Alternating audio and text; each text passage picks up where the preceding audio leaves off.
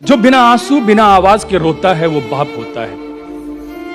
जो बिना आंसू बिना आवाज के रोता है वो बाप होता है। जो बच्चों की किस्मत के छेद अपनी बनियान में पहन लेता है वो बाप होता है।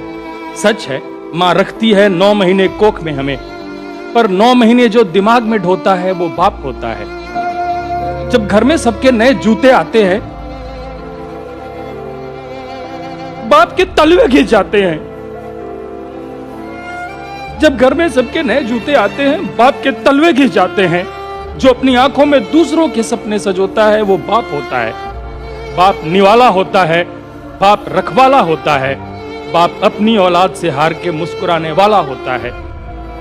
बाप करता है, कहता नहीं। बाप करता है, कहता नहीं।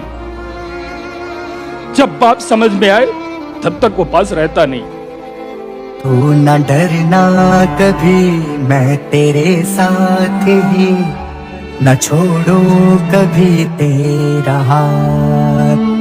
मेरा इतना ही मन रहना तेरा।